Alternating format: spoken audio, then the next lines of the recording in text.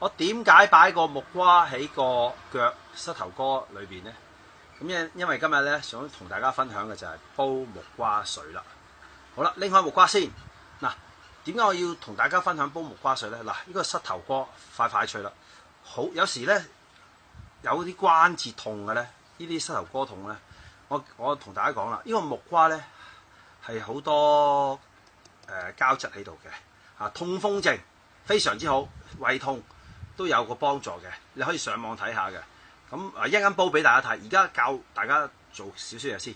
除咗煲木瓜水飲咗之後咧，其實呢啲膝頭哥痛咧係有得去調理下嘅，係啦。嗱，每一日你就要咁樣坐喺度，個背脊挨住喺牆或者床，又話夜晚瞓覺嘅嗱，收緊嗱，大家睇到啦，收緊放鬆，收緊放鬆嗱，睇下呢啲肌肉收緊晒，放鬆，咁樣做。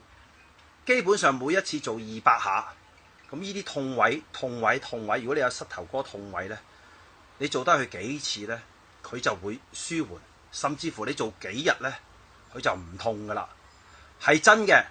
因為有朋友同我講好痛嘅膝頭哥，問我食啲乜嘢，唉，你知道啦，我係唔係好識嘅，但係我都有呢個經驗，嗱，就做呢一個運動先，跟住再煲埋呢個木瓜水。咁就非常之好啊！嗱，希望可以同大家分享啦。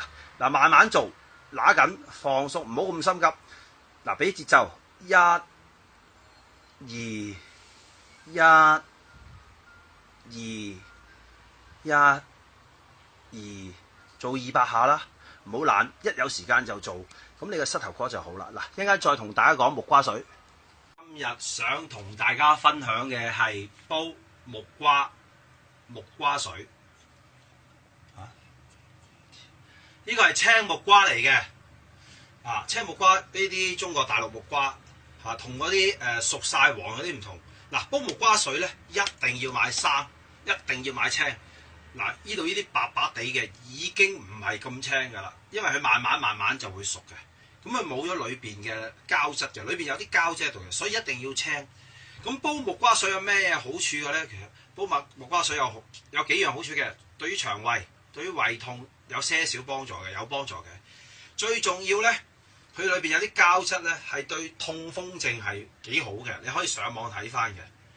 仲要啲咩落去煲㗎？唔使，淨係煲木瓜水得啦。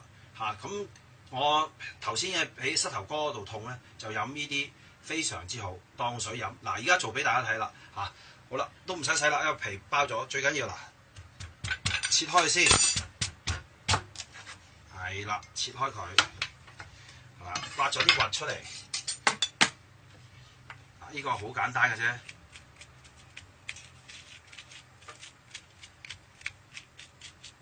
逢係生嘅咧，佢都係硬骨骨嘅，所以佢先有嗰啲黏質，有佢啲酵素啦，係黏嘅。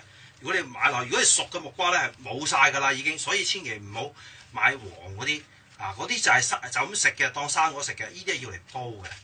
唔明？好簡單，係啦，批好晒啲核之後咧，咁你咧就切開佢一塊，切開佢幾段啦。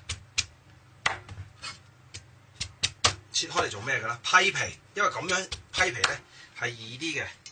批俾大家睇啦，咁樣咩都得噶啦。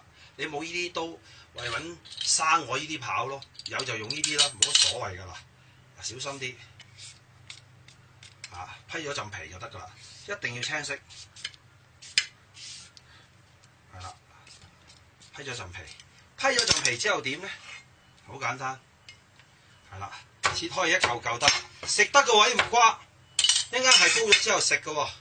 嗱，好嗱，我而家切好晒，再同大家講，批好晒皮，切埋落去，擺落去呢個煲度，跟住洗佢咯，係咁意。係啦，唔好洗得太多啦，因為啲膠質喺度。擎翻曬啲水。咁煲幾多水啊？嗱，一個木瓜呢度5蚊磅，6蚊喺呢度。咁乜都唔使落晒，落水。落幾多啊？呢啲咁嘅杯，俾你睇清楚個杯。係啦，落3至4杯落去啦。啊，2杯、3杯，係啦，三杯零啦。嗱咁咧，而家咧就可以拎過嚟煲啦。嚇，拎過嚟啊！嗱，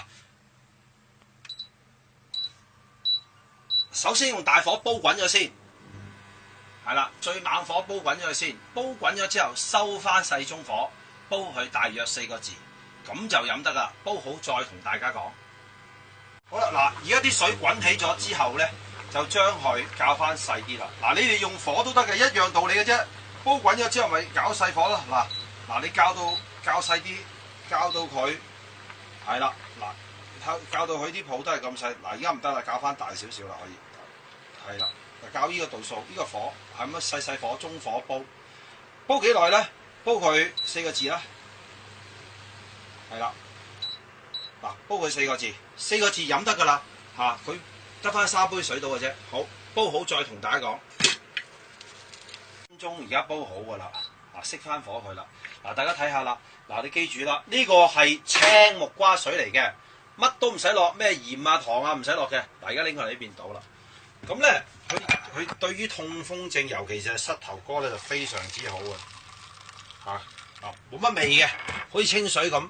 咁你當水飲得噶啦嚇，咁咪幾好嘅。但係要再配合翻頭先我咪同大家講嗰個膝頭哥嗰個做舒緩嗰個方法嘅，配合翻就非常之好啦。